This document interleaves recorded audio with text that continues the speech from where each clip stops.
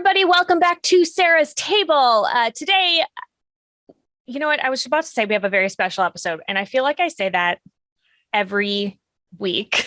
I'm Well, like, today's a very special. special. Yes, it's always very special. There's always something special about the episode.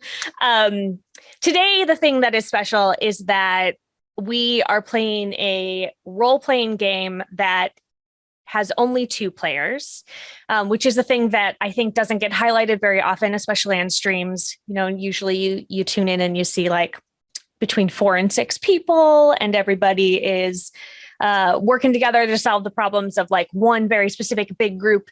And so I wanted to take the time to highlight something that's a little bit smaller, so that if your particular table is smaller or you have a week where people can't show up, that this is an excellent alternative.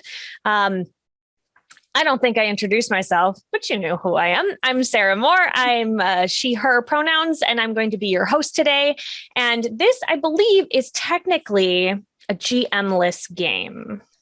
Yeah, correct? Yeah. Yes. Yeah, I would okay. describe it as GM-less. Cool. We're going to be playing a game called Monster Mix by my good friend Adriel Lee Wilson, who is actually here today. And I'm going to let them introduce themselves right now. Hi, I'm Adriel. I am a designer and writer and maker of things. I can typically be found as part of 9th level games. Monster Mix was actually like the first game where I took it from start to finish by myself, had a successful zine quest. I asked my very good friend Tina Bongiorno to do the illustrations, and they are amazing. Tina has also done illustrations for 9th level games. The Excellence is one I can point to, where just like her art is so good. So yeah, I'm just like super psyched to be here because I love Sarah. I love TTRPGs. So thank you for having me. Thank you for being here. So for those of you who have tuned in on this April 1st, I want to tell you that like I wasn't savvy enough to have set up that the April Fool's Day joke was that there aren't actually puppets. I have been teasing them for a while. The puppets, hilariously, are in the shop because they need repairs. And so we are putting off the puppets. So like, surprise, no puppets. They're in like the puppet hospital. It's like legitimately referred to as that. I can say this as the skeleton inside one of them.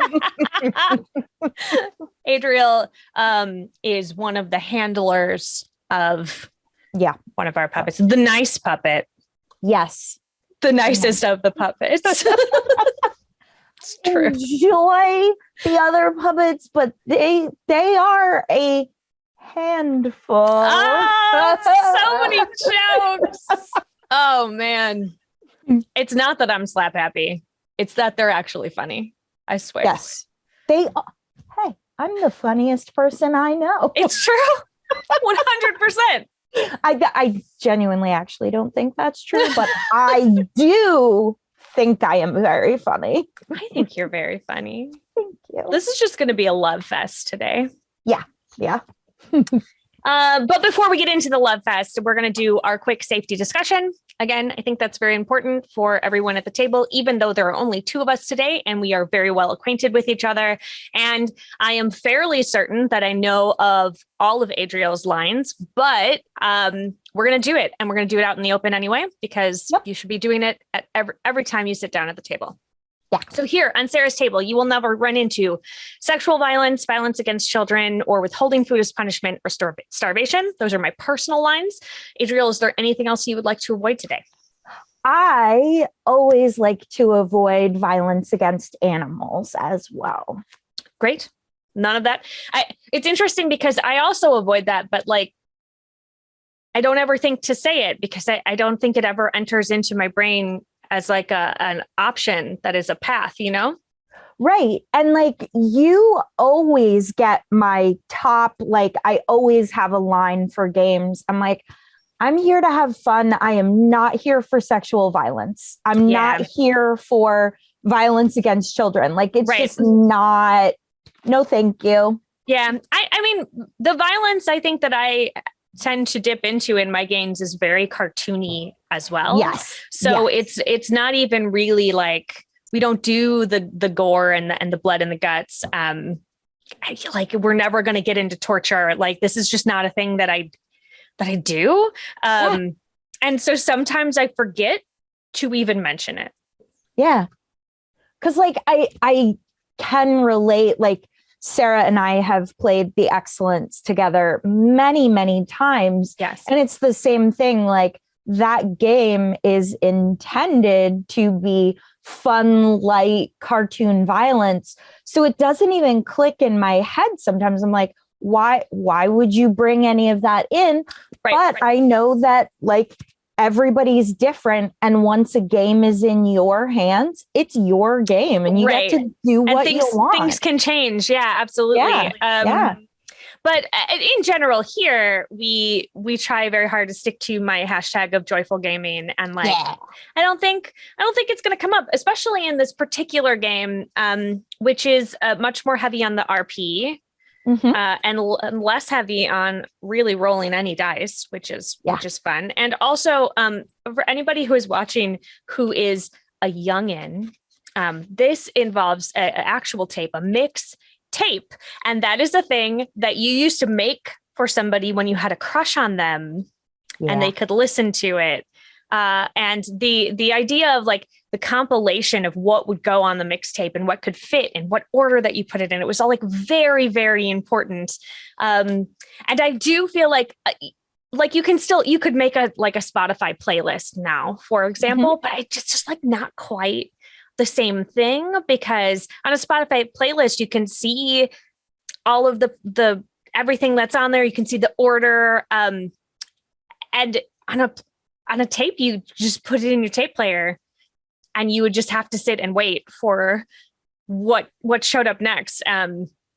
It's something that the current technology has sort of taken a little bit of the mystery out of. I personally love it when people make me mix tapes. It's because the amount of time that you have to put into it, it feels very personal. Yes. And like, when you would make a mixtape, or if you were lucky when someone was making one for you, there's also like the art component. Because if you're lucky, they're going to like draw something on the J card, which is the insert that goes in a cassette tape case. That's what it's called.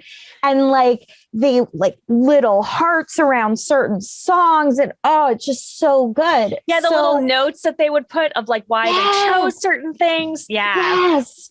So the way I have solved that problem in our modern Spotify age is I found these note cards at a store this one time that like the front of the card is like a drawing of a tape and the inside was blank. So I'm like, I can just like make lines, write out all the songs, and then provide the link to the playlist. So it sort of offers the experience. I love that. That's rad. Thanks. Yeah. And for those of you watching at home, like I would encourage you to make someone a playlist, make them something that makes you think of them, because it's so cool as a recipient to get things that is like, why does this song make you think of me? And then you get to sort of have that. And it can be for a significant other, of course, or a crush if you're like very brave, or it can just be for like a very good friend of yours. Like, trust me, they're going to love it. And if anybody wants to send me a mixtape, like, just like, let me know, because I would love a mixtape. Yeah. Just ping me. We're going to make this happen. As a person who has a lot of crushes and as anxious and shy as I am, I'm still like, yep, I'm going to do that thing. I'm going to make my crush a playlist and be a total goof about it. It's just going to happen. So good. And it's, I mean, that's the thing that I like about this game too, is that it really talks to the power of music, right? Like, because I think, especially as somebody who's maybe a touch more shy and you can't always find the words that you're looking for, like you can usually find a song that has either a passage that is really perfect, or like the mood of it fits how you feel when you think about this person, or the chorus is right. Like you can go, no, this one, you can pick it out. I also like the idea of, in a traditional mixtape, when you only have a tape's worth, that you have to decide what you would cut out. Like it can only fit so many songs. So how do you decide what doesn't get on the tape? And like, so for those of you who don't know, like tape cassettes used to come in 3 standard lengths: 60 minutes, 90 minutes, and 120 minutes. And it always felt like 60 was too few, 120 was too much, and 90 was like sort of a sweet spot, but still could be too long or too short. Right. You didn't want to just have like empty space at the end, but then you also didn't want, you had to be very careful about like, well, I don't want to cut off in the middle of a song. Yeah. Oh man. Well, welcome to us being old. Thanks so much for joining us. Yeah. All right, let's get into it. Yeah. Okay. So Monster Mix is a game in which we are each monsters, but we don't know that about one another. And actually, I'm going to back up. You could be a human if you wanted to. That is your choice. Sure. I like, as a player, I always want to be a monster. And same. Yeah, exactly. I'm like, I know that's true for you too. So what we're going to do is we're each going to either choose or roll an 8-sided die to randomly assign ourselves a monster type. Then we're going to answer some questions individually. We're going to answer some questions together. Okay. Then we're going to make each other a quick playlist. We're going to listen to those playlists. And because I don't know like how that will work rights-wise, I think what I would love it if we could do is like Google the lyrics and like just read some of them out loud. Oh, yeah, that could, yeah, absolutely. Cool. And then once we've done that, we're going to get back together and we're going to answer some questions individually again. And then we're going to answer some other questions. Like, so in the book, right, I have it set. Oh, no, I did. I totally covered this option. I'm looking at the PDF because I could not find a physical copy. I'm so glad you have yours, Sarah. Got it. Like, where did they go? I mean, you can see behind me, that's it's all role-playing games, top 2 shelves. And I'm like, where did I put the copy of my own game? Well, and it's, it's very low profile. It's a small book. And so I think it's probably there and just like stuck between 2 bigger books, and it's hard to see. So yeah, that makes sense. If you are a person who, after watching this, you're like, oh, I really enjoy that, and I would like to get my own copy, it's available on itch. It's available on drive-through. And not only does it contain the game, but it contains my tips for making a great playlist. How to make a not good, but great playlist. Some recipes from monsters to other monsters, and instructions for making your own witch knife. And I'm gonna say the word wrong. Yes, thank you, Athame. Just because I was like, why not? This is my game. I can put anything I want in it. Whatever we want. Yeah. And I also think that this is also an excellent one that you could pair food with, for sure. If you theme your evenings, you could pair food with it. You could pair like particular kinds of drinks, and I don't necessarily mean alcoholic. I mean like a particular kind of tea or something would go really well with this. And because it is a 2-person role-playing game, just reinforcing that it is a 2-person, this is an excellent date night if you and your significant other are of the nerdy persuasion. I didn't ever think of that. Good tip. Yeah, this is a good date night. Yeah. Sharing music with each other. Come on. Like 2-player RPGs are a thing that like I do want to share that with people I am romantically inclined towards. Absolutely. Especially if it's something that like my partner and I are both like big game people. And so we are always looking for games that have a 2-player option, like whether that's board games or RPGs. We want something that, because we know we live in the same house and are going to be able to play with each other much more than we'd be able to gather people from outside. And in general, I find it is harder to find RPGs that are 2-person than it is to find a board game that you could play with 2 people.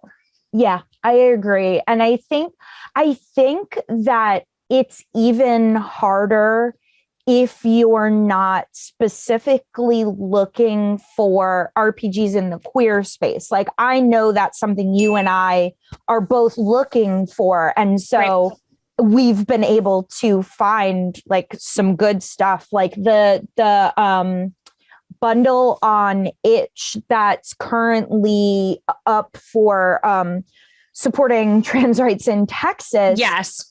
Has a few in it where I was like, oh, these are ones I hadn't even heard of. And like, 2-player RPGs are awesome. Yeah, they are. And work so much better when they are written to be 2-player RPGs. Yes. Like you could do D&D as 2 people, but it's like not really designed for that. No. And so it's like, I'm sure you'd have a good time doing it, but like it's made for a party of folk, as opposed to something that is specific to, there are 2 of us. Yes. 100%. Yeah.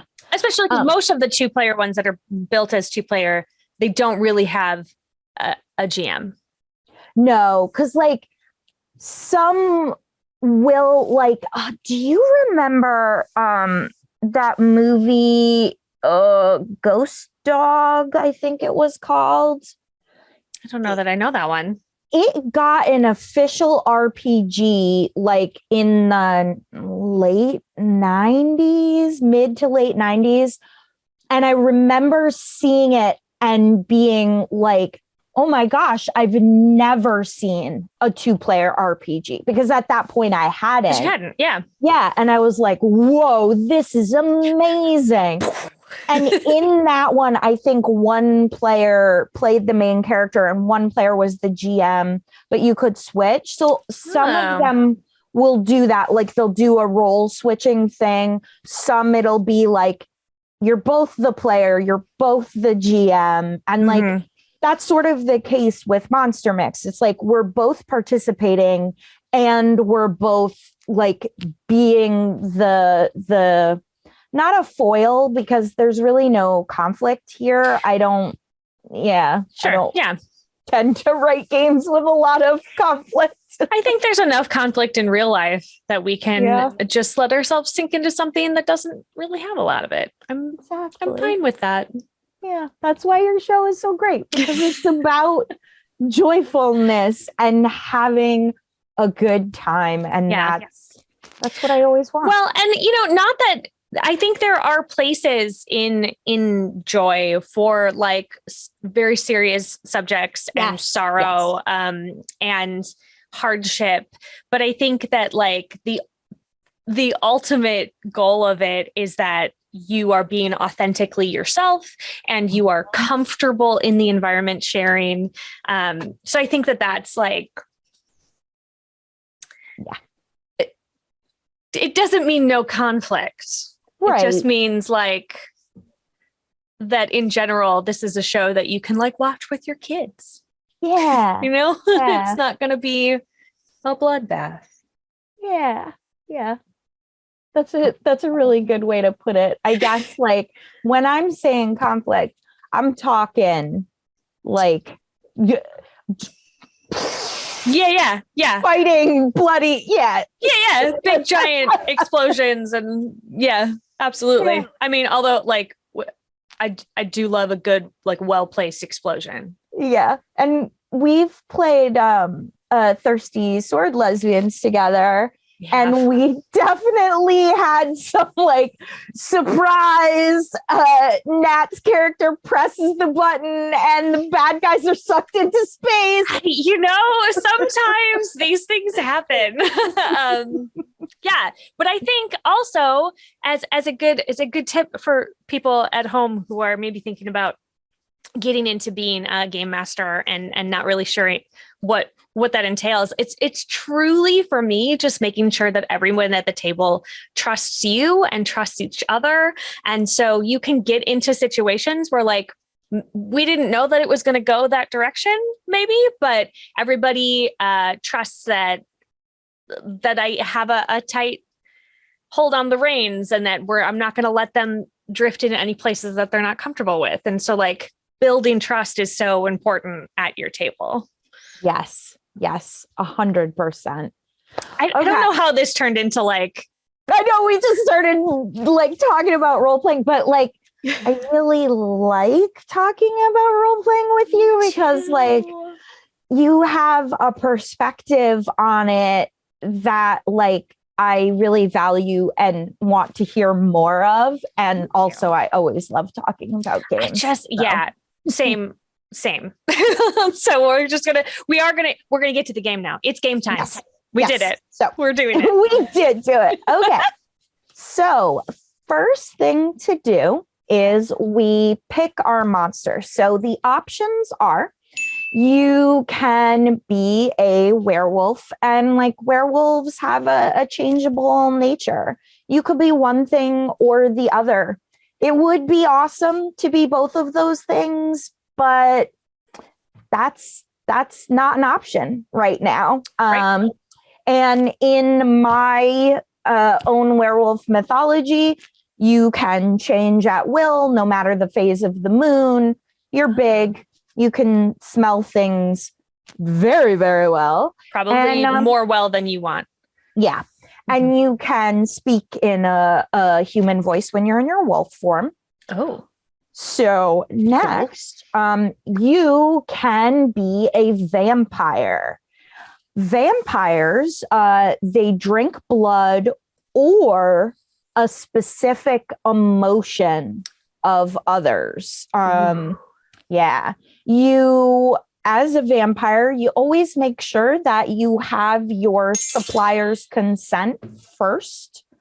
You are repelled by the thing that you had the most like faith or belief in when you were alive. So like an example of that is like, say your favorite holiday was the 4th of July. Now anything to do with the 4th of July repels and weakens you. Wow.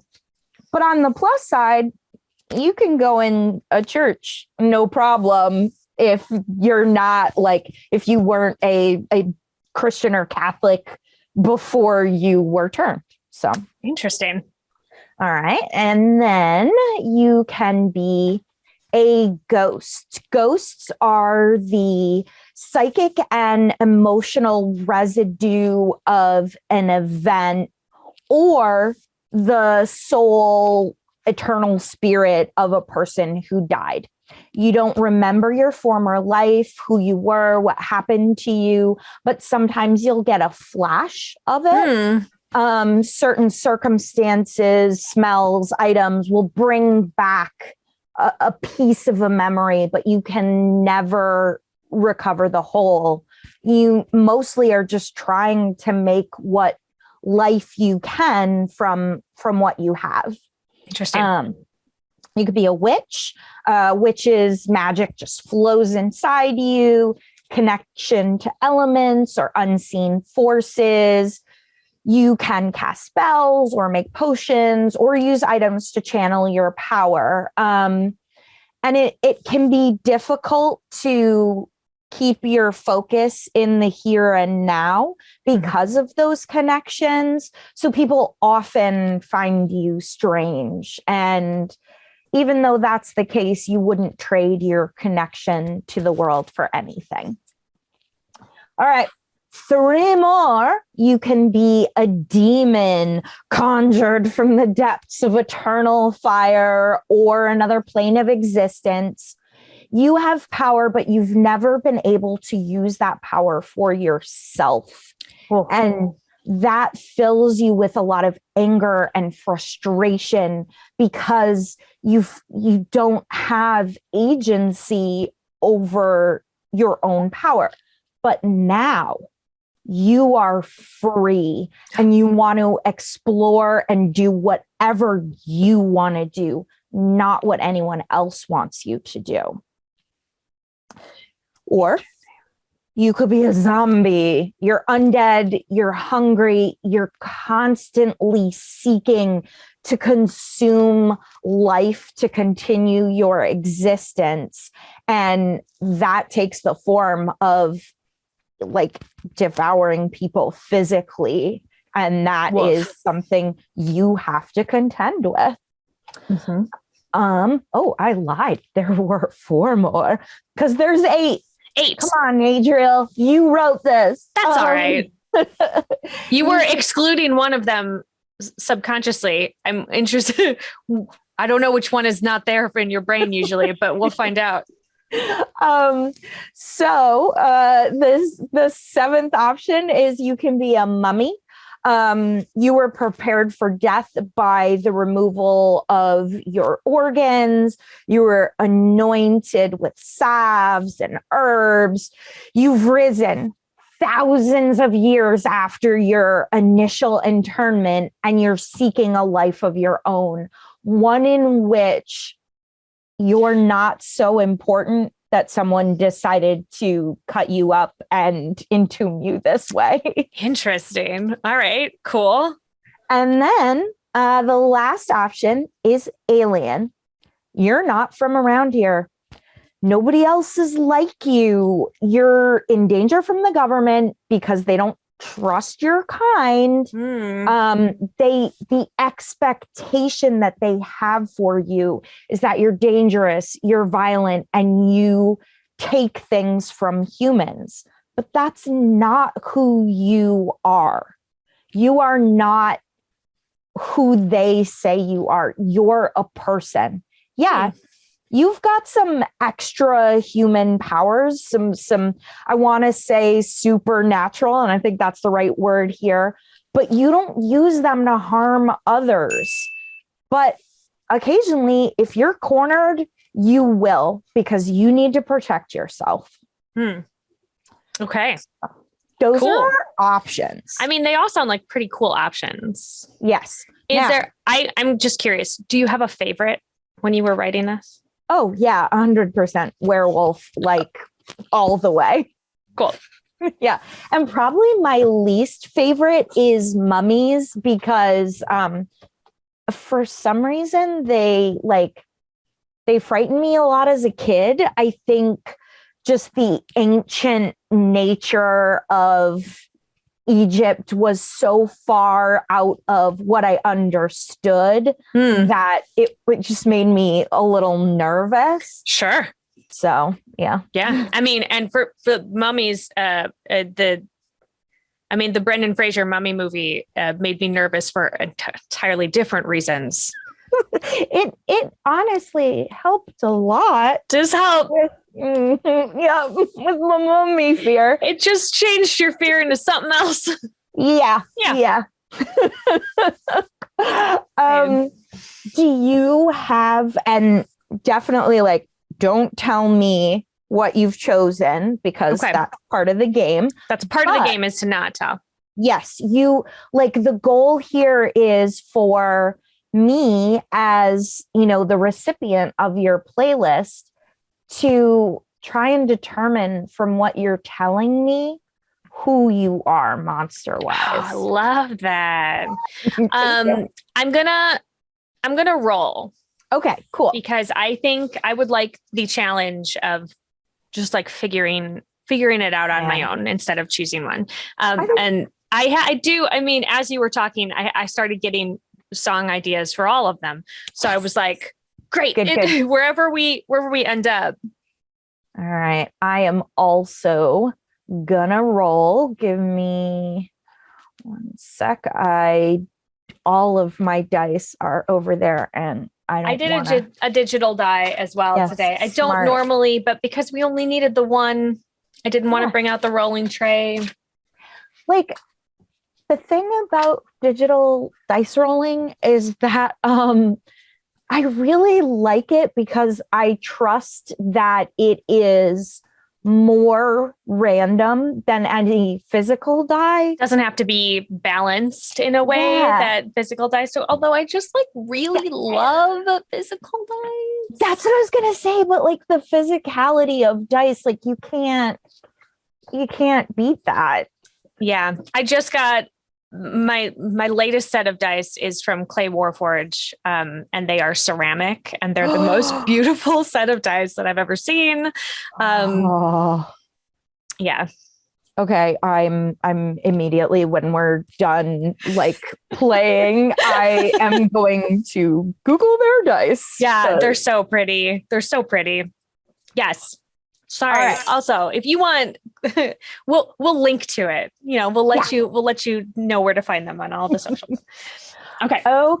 So separately, we need to answer the following 3 questions / define the following 3 things about our characters. Okay. And those things are, how old are you? What are your pronouns and what is your gender and what is your name? Okay.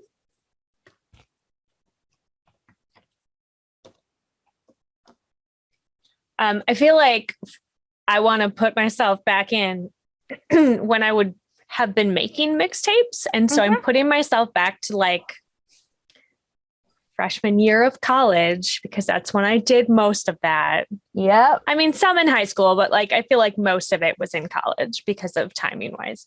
And so I'm going to put myself, we're allowed to tell each other this stuff. Yeah. Yes. This stuff we can totally share with one another. I think I'm 19. Okay. All right. I'm going to go with 17. Perfect. And I'm going to stick to the lakes and the streams that I'm used to. So I'm going to be a gender and use they, them pronouns. Okay. I'm going to stick she, her and be female. All right. And I feel like this is about the same time period, because I do believe that in real life, I am a little older than you. No way. Nope. We will discuss this offline, because I do not like to reveal my age publicly. Don't have to. Yeah, sure, I like to make people guess because it's very satisfying for me.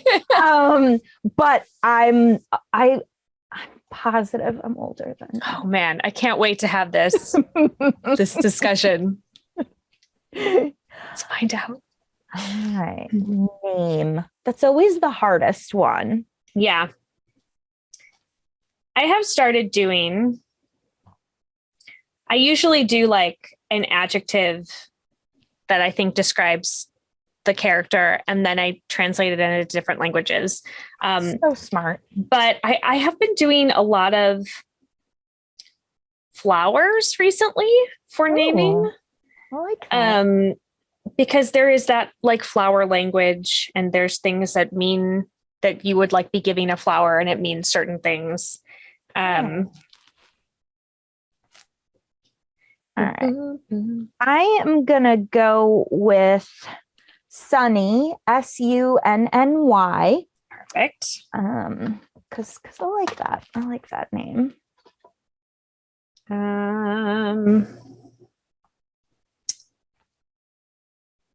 Let's see. I used to, when I was a kid, and I lived in Salem, Mass. I lived with a witch and her daughter, and their two chow chows, and they had a pretty close connection with that song that's like, Sunny. Fun. Yeah, that one. And so like that's always stuck in my head when thinking about like supernatural stuff, is just that like experience, that experience. I'm gonna go with Briony. Oh, I like it. Bryony. Ony. Briony. Cool. All right. So now together we determine the following with one another. So we'll just go question by question. This one is pretty important because it informs what's going on your playlist. Yeah. What year is it? Okay. I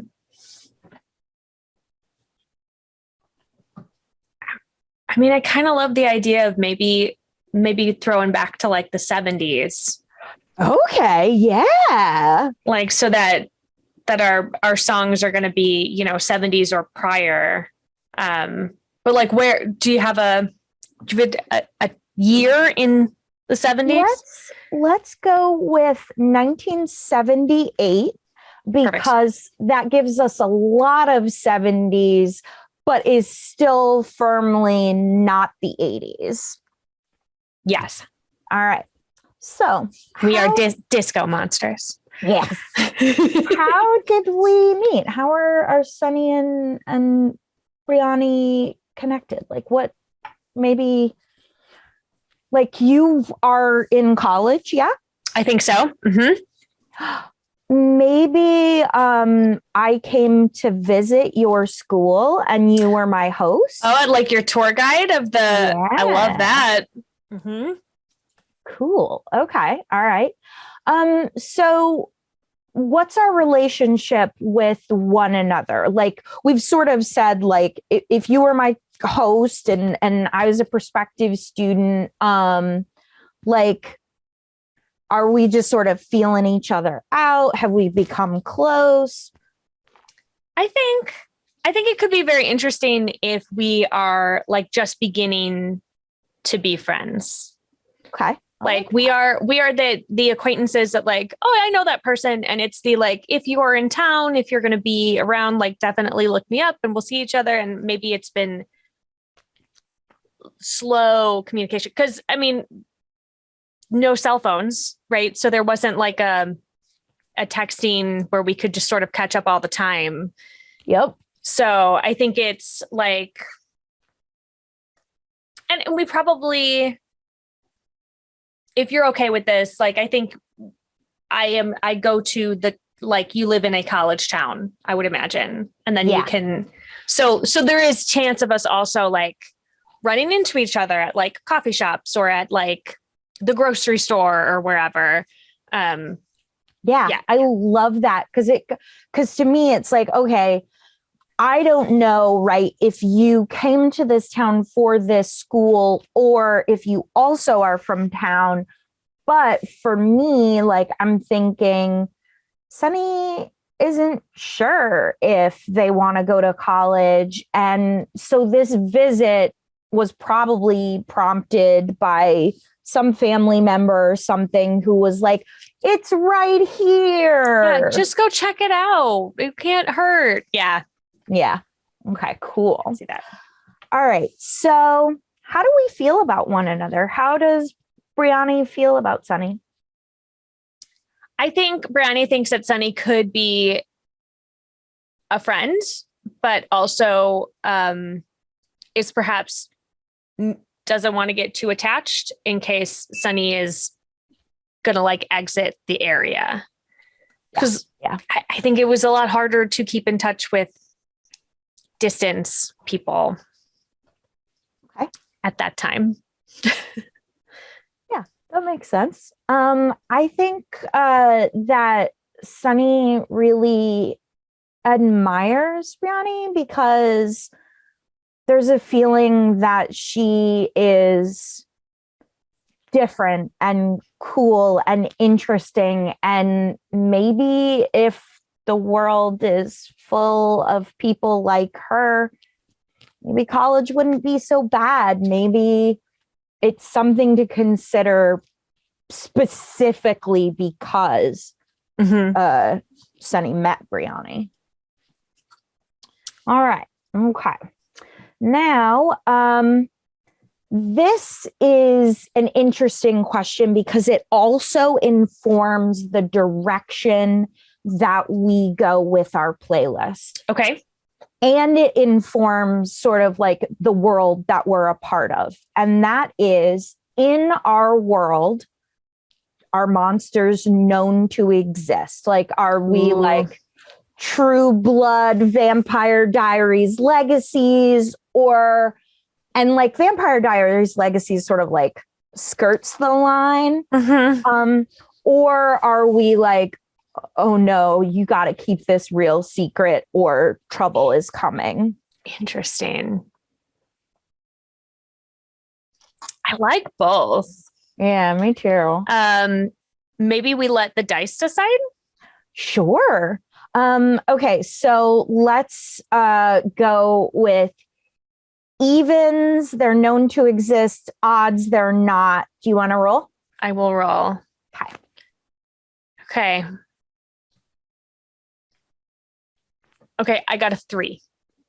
Okay, so monsters are not known to exist. Not known. Awesome. So this question sort of dovetails with that. No matter how, oh my gosh, as I go through this, I'm like, there is some editing that needs to be done on this book, and I will be doing it. We'll do it. We're getting it. So, known or not, how are monsters typically received in our world? I mean, I think they're, especially because they're not known to be real, I think they are like only the weird people embrace that idea, right? So yeah. I think it's like a shunned situation. Yes. On board. Okay. Cool. All right. So here we are. Oh, I just want to mention for the folks at home, there is a tiny URL link included in the book, and that link will take you to a playlist that I made that is my wolf mix. And it's a real bummer because I made this wolf mix. Somehow I made it on a CD. No, that's not it. I don't know how I put it together originally, but when I moved it over to Spotify, there are a couple missing tracks, and I'm just like, no. But in any case, you get a free werewolf playlist with every read. Okay, so now we're going to create our playlists. And then we'll do our song read. I'm thinking, what do you think? 3 songs, 4, 5? Yeah, well, I mean, I think for time's sake, because this is definitely a thing that, we would dig into, and I could absolutely make a 90-minute playlist, but I won't yet. Yep. Maybe I will after. But I think, I feel like we can do it in three. Love it. Okay. Feel good. Yeah. But because of it, I think we are going to, Adriel and I had discussed the possibility of over our bio break, taking a little break, and then we can come up with that so that you're not just watching us scroll through the internet, which is less fun than one might imagine. So we are going to go take our quick bio break. And when we come back, we will have our 3 songs that we are using for our playlist, and then we will continue on. So sounds great. We'll see you soon. Go get a drink and a snack. And like, maybe you come up with a song or two that you feel like a monster would be described by. Share them in the comments. Yeah, put them in the chat. Okay, we'll be right back.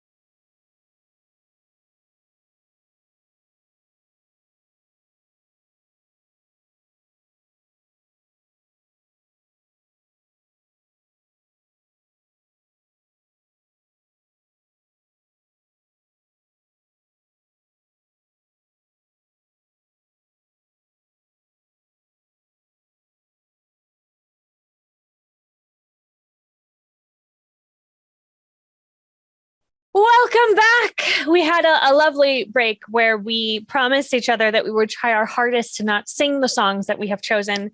And we also maybe cursed our choice of 1978 because there were definitely songs that were after 1978 that would have been perfect for each of us. Wow. Actually, love that as a parameter. We talked about this very briefly, but I would love to bring it up again. I love that you have to choose only music that was produced before that time, because it is kind of difficult. Because you like go, oh, this would be perfect. No, that was 92. This would be, nope, that's, nope. You have to like decide and also make the decision, like, are you doing current music from that time, or is your character somebody who's going to choose older music? And like, what does that say about them? Yeah, it's like one of the things that I love about playlists as a medium of expression, because as we all know, you're using someone else's poetry to express your own emotions, is putting those kind of constraints on something like this allows you, it both gives you rails, but it also kind of gives you freedom because you're relieved from the burden of having to make a choice from all of time ever. Right. Yeah. And like, it's not, you don't have, none of it has to be original either, where you would have to like come up with your own music. And yeah, exactly. Okay. So, just so the folks at home know, like we sort of discussed those constraints, but the basic constraints are when you choose that year, you can use songs from that year or before, but you cannot use songs from past that. And as your monster character, you have to decide how obvious do you want it to be to the other character. And some of that's going to be informed by your current relationship, the situation in the world that you live in, and how you met one another, because those things, like how much do you trust this person yet? Like, and how much risk are you comfortable with? And that's like, oh, that's my bread and butter in terms of emotional investment in RPGs. It's perfect. I love it. And I also want to listen to all of these songs and all of the songs that I didn't have the space to put it on the playlist. I'm definitely expanding this playlist after we are done. Awesome. Okay. So, would you like to go first? Or would you like to? Do you want me to do all three songs? Yeah. So I'm gonna read excerpts because I don't want it to be immediately apparent what they are. But so first one is, don't sing it. It'll give it away right away. Don't sing it, Sarah. Okay. You better stop the things you do. I ain't lying. You know I can't stand it. You're running around. You know better. I can't stand it because you put me down. Do you know what it is? I don't. Okay. This is awesome. Good. Okay. Song 2. Don't turn your back on me, baby. Stop messing around with your tricks. Don't turn your back on me, baby. You just might pick up my magic sticks. It's 2. Okay. Oh no, this one is just going to be so okay. Well, wait. I'll read a different section of it. So, okay. Number 3. When I look out my window, many sights to see, and when I look in my window, so many different people to be, that it's strange, so strange. Okay. I can give you the chorus on that. Yeah, if you'd please. You've got to pick up every stitch. Oh, you don't need to go any further. That is a song and an artist that I have listened to many, many times in my life. And I'm excited to talk about these choices when we're done. Okay, great. All right, cool. So I'm going to start with this song, and I am not being a hipster when I say, oh no, I will be shocked if anyone out there knows this song. So I'm just going to read the first three sort of little sections. Okay. King Willie, he's sailed over the raging foam. He's wooed a wife and he's brought her home. He wooed her for her long golden hair. His mother wrought her a mighty care. A weary spell she's laid on her. She'd be with child for long, and many's the year, but a child she would never bear. The second song, I think I'm gonna read this verse. Start a new chapter. I find what I'm after. It's changing every day. The change of a season's enough of a reason to want to get away. Quiet and pensive, my thoughts apprehensive, the hours drift away. Leaving my homeland, playing a lone hand, my life begins today. Okay. And then she rings like a bell through the night, and wouldn't you love to love her? She rules her life like a bird in flight, and who will be her lover? Yeah. I mean, I could keep going, but you know what song this is. Like, as soon as you said like the first line, and I was like, ah, yes, great. Okay. Yeah. Okay. I wonder if we are perhaps the same.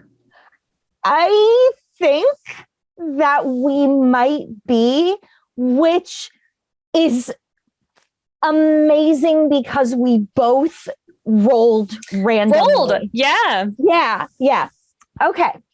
So good. Now we each answer the following two questions, and then we'll.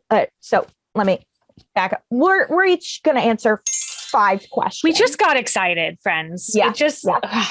And then we'll definitely tell y'all what each song and artist was and what year it came out. For sure. Yeah. Okay. So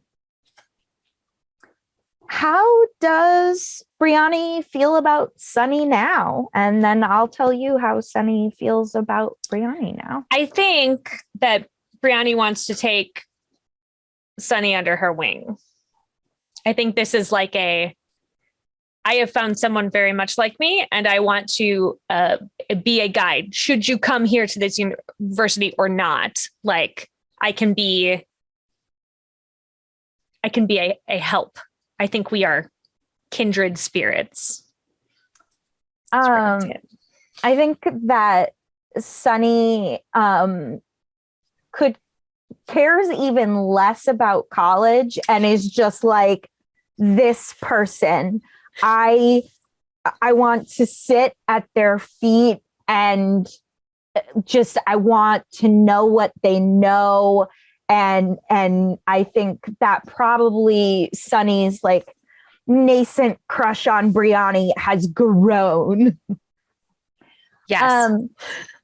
So the next question is, has your relationship with each other changed at all? And if so, how? I think that it is, I think Brianni will be seeking her out more.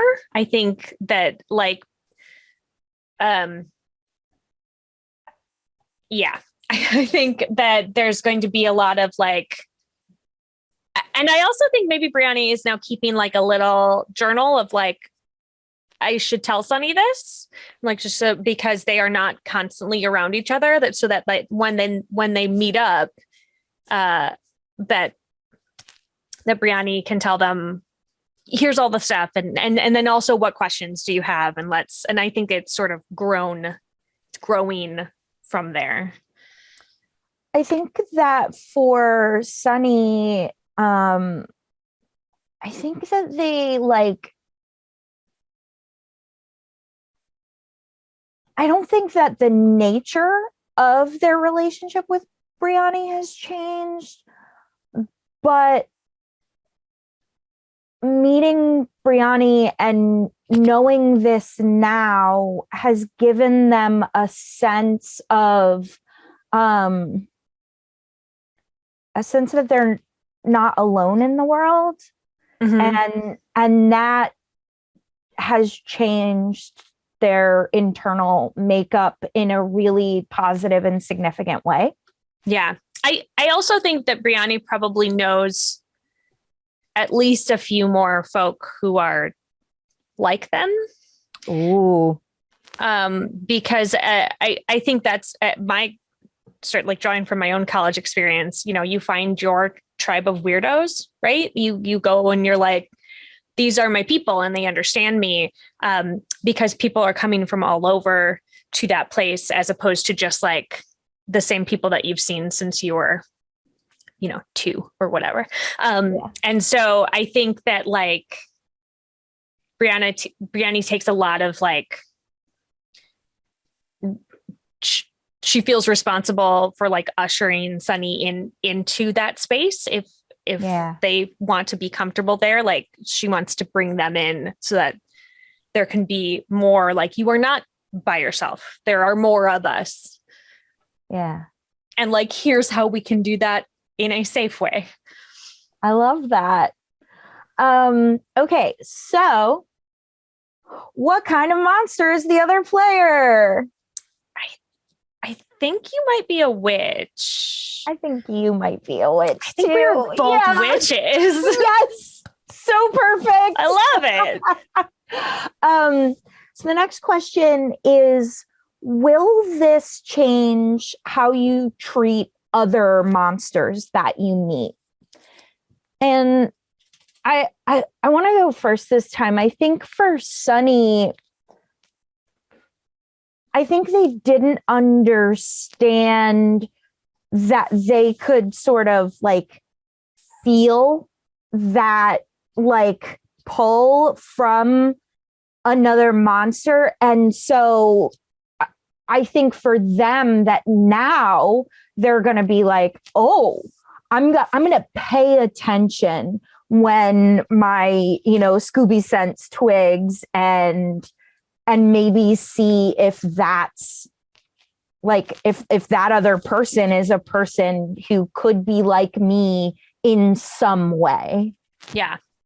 I think that Sunny is not the first monster that Brianni has found. And I think that, but maybe Sunny is the first other witch that they've found, like that she's found. I think at the university where they are, I think that she's met maybe like a vampire and maybe like a werewolf, and they have been hanging out, but this is the first one that's like instead of like adjacent.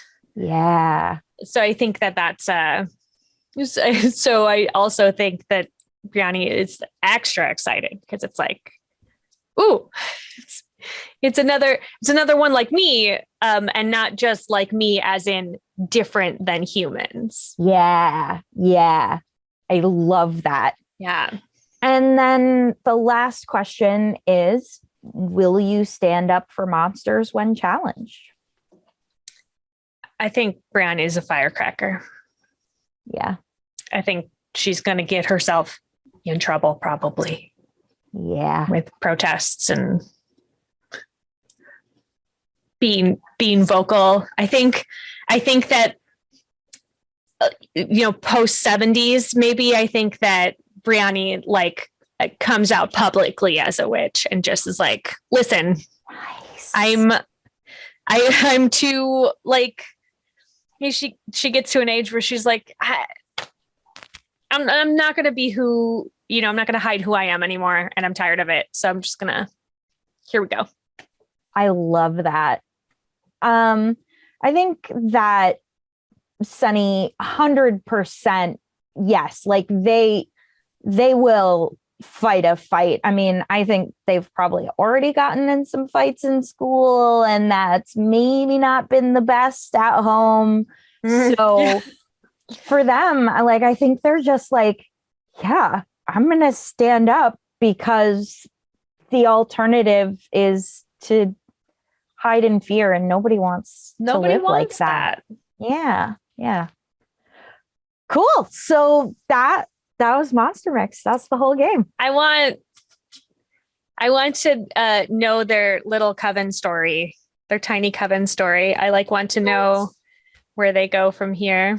Yeah. And like, I think my assumption is that there will be midnight gatherings in the local woods, and we'll have rituals and but also like, I get the feeling that Sunny's gonna learn a lot about how to function in a world that isn't necessarily friendly from Brianni, like just how one can still be strong under that kind of pressure.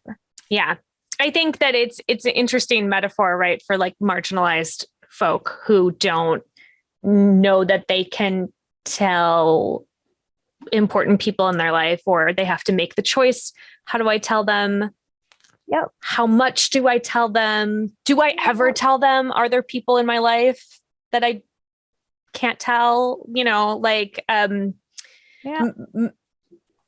know that was not a mistake. I know that's what was happening behind the scenes. But just like sexuality wise, like you come out a bit at a time, over and over and over and over, to people and to new people. And, there are people in, like, I am very vocally and proudly and comfortably bisexual, but there are definitely like people in my life, like family wise, who are like no longer with us, that just didn't know, because it was gonna be easier for everybody if they didn't. And then there were definitely people that I felt they'll be fine with it. And I said it and was just like very disappointed in their response. And so like taking all of those feelings that you have about this something, a part of you that you cannot change, and deciding how comfortable you are with telling someone, and how do you go about that. And I love the idea of using music for it. I think it's really cool. Thanks.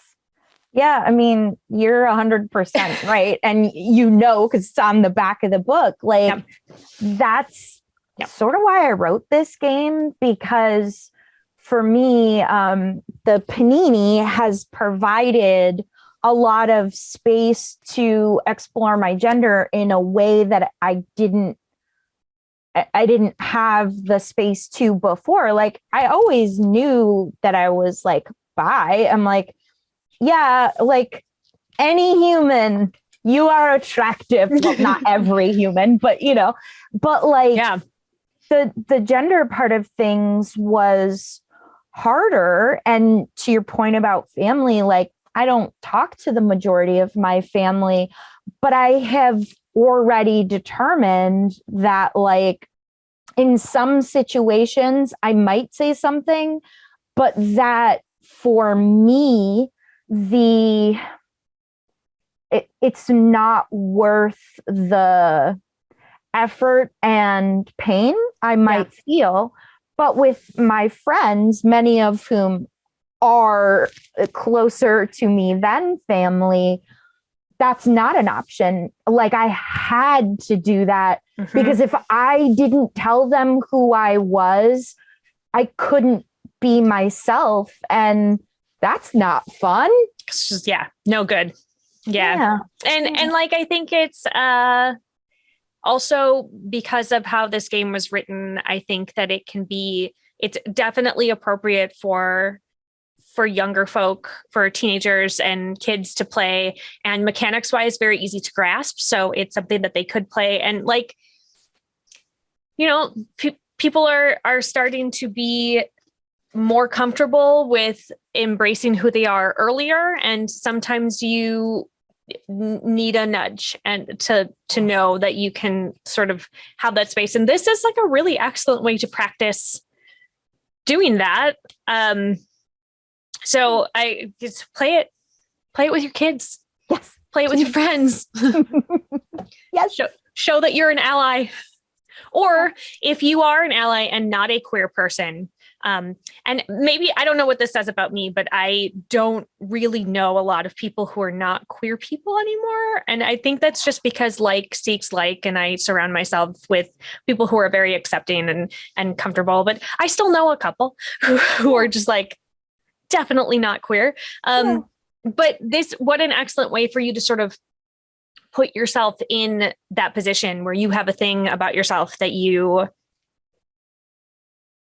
feel like you need to say, but are not sure how it will be received. This is a wonderful exercise for you in compassion, and perhaps what your loved ones have, a small taste of what your loved ones have had to deal with.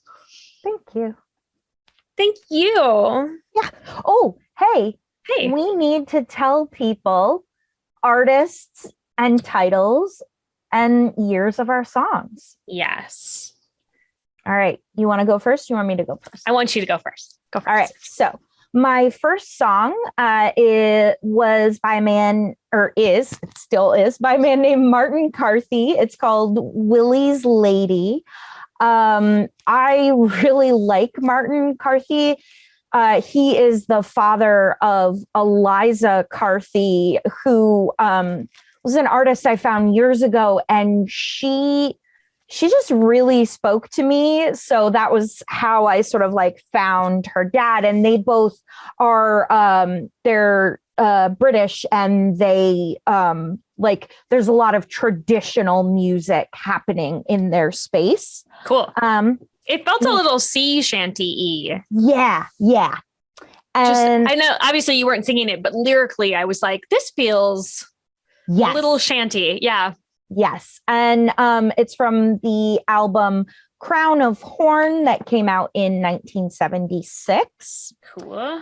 My second song was Fly By Night by Rush. I love Rush, and I think the album is also called Fly By Night, and it came out in 1975. Okay. So like smack in the middle of the decade.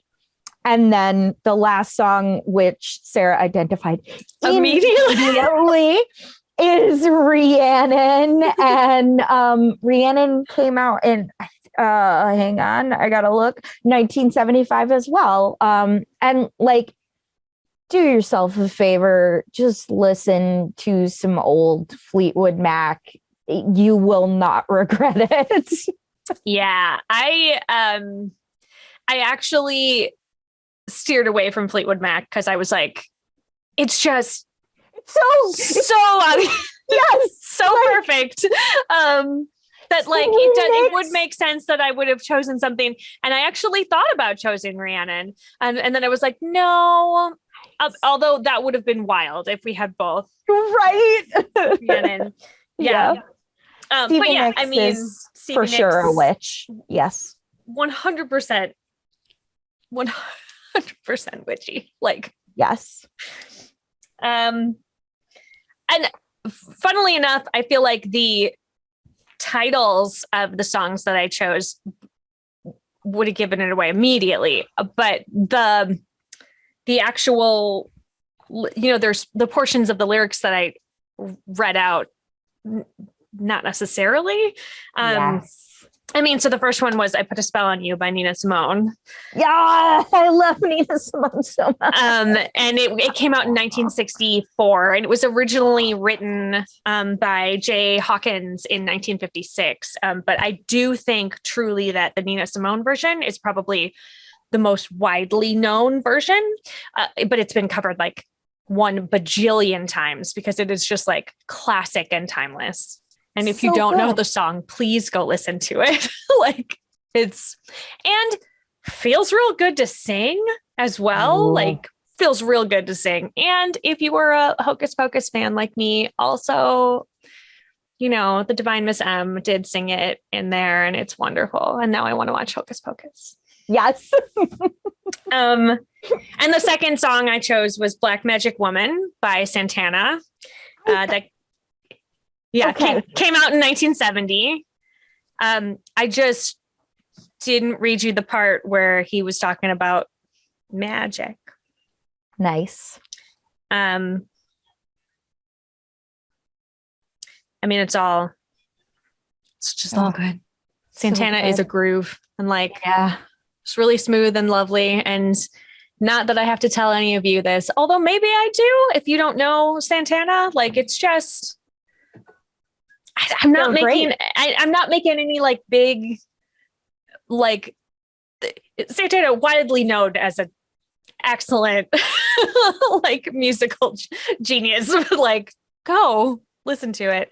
And then the last one is Season of the Witch by Donovan, and it came out in 1966. And that is the very first song I thought of. And I was like, I can't put that first. I can't have the first song be Season of the Witch. What are you? I don't know. Like, and Donovan is one of my all-time favorite artists. Like, oh my God. Like, so he's just like, I mean, of course, because like, part of me is the same, like introverted British poet who just like is pouring out everything inside him musically. He's great. Well, and I also found it really interesting that the songs I happen to choose have distinctive and kind of longish intros. Musically and like, and I think part of that is kind of on purpose in that it's like it's giving her a chance to maybe pull the plug if it's not hitting where she's comfortable, like, maybe I'll just stop. That was fun music at the beginning. But they both have, all three of them had like longer intros, which I think is like kind of, it's like a time to process. Yeah. Love that. Without more lyrics coming in at you. Mm-hmm. Everyone should go listen to all 6 of these songs. Yes. And then we will expand them. Also, we'll have our witch playlists. Yes. Oh, man. The only sad thing is that particular Martin Carthy song, King Willie or Willie's Lady, is not on Spotify. Oh, no. There are other versions of it, which is fine. I just like, it was required that I go with the Martin Carthy version because it came out in 76. Yeah, of course. And also interesting, I don't know if I would have chosen those same songs if it was not set in the 70s. Like how far would I have gone forward if we did present day? I may have still gone back and chosen one of them, but then you have the 80s onward, and there's definitely witchy stuff always coming out, honestly. Like that's a theme. Oh, yeah. I lied. I just found a live version of it. Perfect. All right, cool. Because I was like, oh man, I need this playlist to be true to what we have established. Yes. Also, I have to say that there was a couple of songs that popped up for other things that I just want to say. So werewolf, if I had rolled werewolf, I mean, and day, like year was not an issue. I think I would have chosen Cruel, Cruel Moon by Paul and Storm, which is a silly little song. I love Paul and Storm. Me too. But they talk about how the moon is supposed to be this beautiful thing, and instead it changes the person they love into a werewolf, and they don't have the heart to like do anything about it. But it's set to this like sort of boppy 50s kind of situation, which you said werewolf and I was like, that one. And then love that. And then you said zombie, and I thought of Zombie Me by No More Kings. Oh, I don't know that song. Which is all of No More Kings is great. All of their stuff is very geeky. One of my favorite songs by them is Sweep the Leg. And it's about the Karate Kid. So like that's awesome. That's sort of the vibe that we're getting from them. But Zombie Me is this thing about how they can no longer communicate anymore. And like they've become a zombie, and it was a thing that they didn't think was going to happen. And now they're stuck not being able to talk to the people that they love. And like, oops, I like to eat brains. I don't know what to do about that anymore. And like, it's them like processing having become a zombie. Everyone should go listen to No More Kings as well, and go listen to Paul and Storm. Yeah. So Geek Central here. And while we're at it, let's just throw in a general hype for Jonathan Coulton and Mom. I was going to say, like, the first song I always think of when I'm thinking of zombies is the Jonathan Coulton song about eating your brain. Yes. And if you are the kind of nerd who is like deep in the Cthulhu space, I highly recommend checking out Darkest of the Hillside Thickets. Oh, okay. All of their music. I don't know that they're making new music anymore, but all of their music is like about Cthulhu stuff. Darkest of the Hillside Thickets. Yeah. And also general shout out for I Fight Dragons, which is they were a Chicago-based band that has a bunch of nerd-based music. Nice. I saw them in concert, and one of the songs they played on Nintendo Power Gloves. So nice. They had a Power Glove and like a DDR mat and and like a Guitar Hero guitar, and they had reprogrammed them to make different noises, and they played their song on that, and it was just lovely, and everyone should definitely go check them out. Hometown Heroes. Yeah. I Fight Dragons. Nice. Yeah. Oh my gosh, I really enjoyed that. And I also really enjoyed that we went off on tangents several times to just talk about games and music in general. Yeah, me too. That's really lovely. Yeah, it was so fun. Thank you so much, Sarah. I just do a lot of like quiet, open-handed clapping. Like, yay. Let's do our moments of gratitude. Yes. There are so many. I was really grateful when you immediately were like, I am seeing this character as a college age person. And it just like, it gave us this perfect thing to build around. And I loved that. And then when you were reading the lyrics to Donovan's Season of the Witch, and I was just like, yes, I know it. Yeah. The moment that I really loved the moment where we both discussed, because it was almost immediately, like simultaneously, that we discovered, I think we're both the same thing. And like, what a cool discovery and to have, and in the context of the game, and like, oh, it all sort of just came together. And I thought it was so lovely. Yeah. Also, I just like having you on the show and like hanging out with you in general. Same. Love best.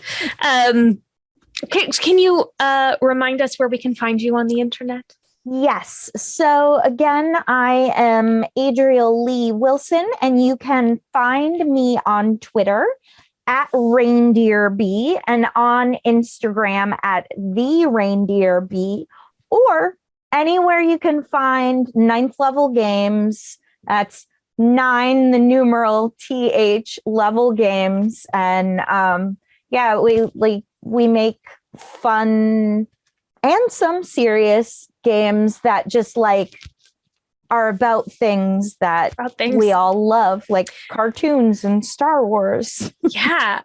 Legally distinct from Star Wars. Legally distinct. Definitely. Definitely different.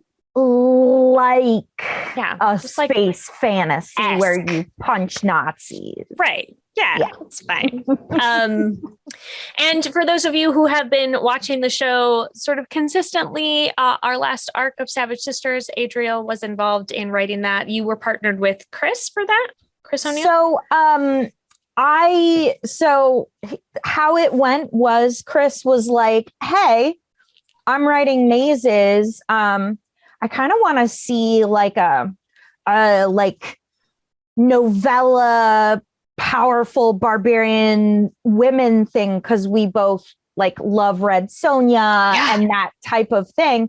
So I wrote Savage for Level 1 2020, which is the first year we did Level 1. Free RPG Day anthology. You can get it at your friendly local game store this free RPG Day, which is June 25th. And then we liked it so much, we expanded on it, and we brought on our friend Graham Gentz to do some additional writing.